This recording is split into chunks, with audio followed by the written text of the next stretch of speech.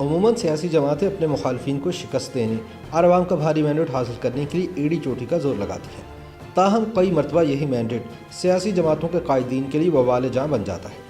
کچھ ایسا ہی واقعہ میاں نواز شریف کے ساتھ پیش آیا۔ 17 فروری سن 1997 کو وہ اپنے سیاسی مخالفین کو چت کر کے دوسری بار وزارت عظمیٰ کا حلف اٹھا رہے تھے۔ انہیں بظاہر ہیوی مینڈیٹ کی محفوظ چھتری اور عددی طور پر کمزور اپوزیشن میسر آئی تھی۔ آنے والے دنوں میں 2/3 اکثریت کی یہ طاقت ہی ان کی بڑی کمزوری ثابت ہوئی۔ اہم ترین سوال یہ ہے کہ صرف 4 سال قبل 17 اپریل سن 1993 کو میں ڈکٹیشن نہیں لوں گا کا باغیانہ نعرہ لگا کر اقتدار سے محروم ہونے والے نواز شریف کی ایک مرتبہ پھر اقتدار میں واپسی کے اسباب اور وجوہات کیا تھی؟ فروری سن 1997 کے انتخابات میں ان کی جماعت نے 207 کے ایوان میں 137 نشستیں جیت کر 2/3 اکثریت حاصل کی تھی۔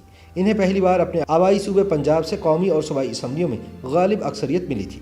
سن 1993 کے الیکشن میں پنجاب سے قومی اسمبلی کی 111 میں سے 52 سیٹوں کے مقابلے میں اس بار انہیں 114 میں سے 107 پر فتح حاصل ہوئی تھی۔ پنجاب کی صوبائی اسمبلی میں ماضی میں 240 میں سے 106 حلقوں میں کامیاب ہونے والی نون لیگ اب کے بار 211 حلقوں میں فتح یاب ہوئی تھی۔ اس غیر معمولی اکثریت میں پنجاب کا بہت بڑا حصہ تھا۔ اس کی سب سے بڑی وجہ مسلم لیگ نون میں ان کے حریف جنیجو گروپ کی شکست و ریگ کا دوچار ہو کر غیر مؤثر ہو جانا تھا۔ یاد رہے کہ سابق وزیر اعظم اور مسلم لیگ کے صدر محمد خان جنیجو کی 18 مارچ سن 1993 کو اچانک رحلت کے ایک ماہ بعد نواز شریف مسلم لیگ کے صدر بن گئے۔ سن 1993 کے الیکشن میں پنجاب سے صوبائی اسمبلی کی 18 نشستوں کے ساتھ پیپلز پارٹی سے مل کر حکومت بنانے والی جنیجو لیگ کا سن 1997 میں پنجاب سے مکمل صفایا ہو گیا۔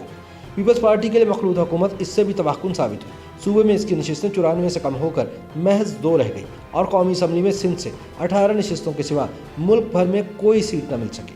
پنجاب میں نواز شریف کے مخالف گروپ کے نمایاں قائدین حامد ناصر چٹھا اور منظور وٹو بھی شکست سے دوچار ہو گئے، لیکن نواز شریف کی جانب سے عام خیال کے برعکس پنجاب کی وزارت اعلیٰ گجرات کے چودھریوں کی بجائے اپنے بھائی شہباز شریف کو سونپنے کا فیصلہ حیران کن تھا، جس نے آگے چل کر ایک اور مسلم لیگ کو جنم دیا۔ لیکن نواز شریف کی اس سوچ کے پیچھے ماضی کے تجربات اور پنجاب سے وفاق کے لیے کسی سیاسی و انتظامی چیلنج کا راستہ روکنا تھا۔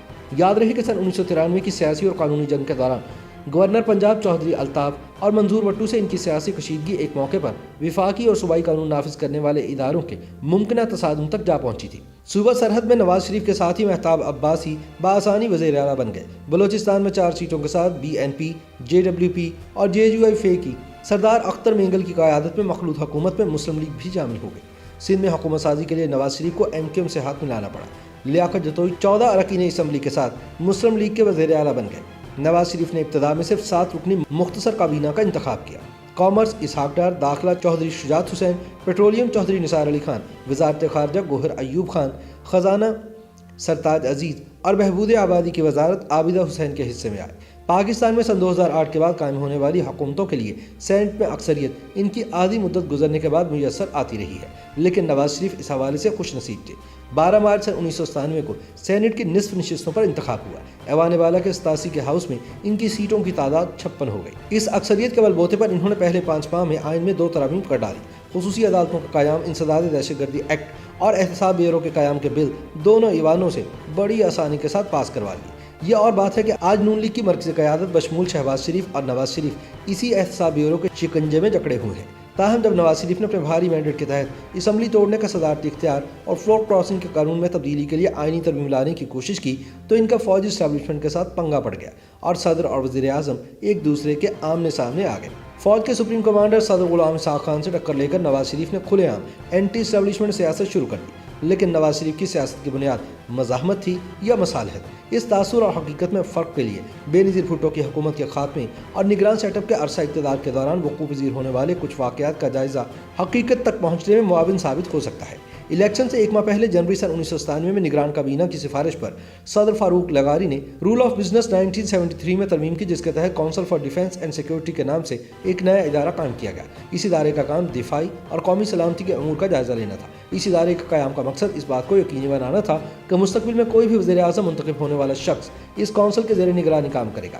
اقتدار میں آنے کے بعد نواز شریف نے اس کونسل سے جان چھڑوانے کی کوشش کی تو ان کے فوجی اسٹیبلشمنٹ سے اختلافات دوبارہ زور پکڑ گئے۔ نواز شریف حکومت کو اقتدار میں آئے ابھی 10 مہینے بھی نہیں ہوئے تھے کہ صدر فاروق لغاری کی جانب سے اسمبلی تحلیل کرنے کا خطرہ پیدا ہو گیا۔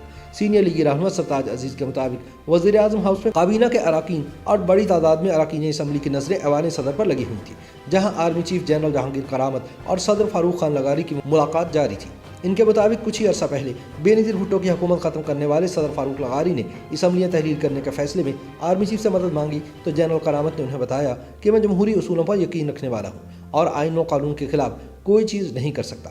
ان کے واضح موقف نے صورتحال بدل ڈالی۔ وزیر اعظم اور ان کے رفقا جو تھوڑی دیر قبل برطرفی کی دستاویز کے منتظر تھے، اب سر جوڑے صدر فاروق لغاری کے مواخذے کا متن ڈرافٹ کرنے لگے اور اسی صورتحال کو دیکھتے ہوئے اگلے روز فاروق لغاری صدارت کے عہدے سے مستعفی ہو گئے۔ لیکن نواز حکومت کو بچانے والے جہانگیر کرامت کو نواز شریف کے اسی دور حکومت میں اکتوبر سن 1998 میں نیشنل سیکورٹی کونسل کے قیام کی تجویز دینے پر استعفیٰ دینا پڑا۔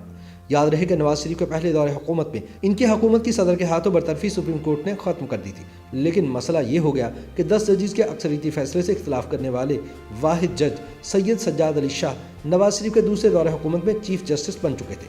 ان کی طرف سے سپریم کورٹ میں 5 ججز کی تقرری کی سفارش نواز شریف کو منظور نہ تھی۔ بعد ازاں خصوصی عدالتوں کے قیام کے حکومتی فیصلے کو سید سجاد علی شاہ نے متوازی عدالتی نظام قائم کرنے کی کوشش قرار دیا۔ یہیں سے دونوں کے درمیان اختلافات کا آغاز ہوا جو بعد میں کھلی جنگ میں بدل گیا اور نواز شریف کو توہین عدالت کیس میں سپریم کورٹ کے روبرو پیش ہونا پڑا۔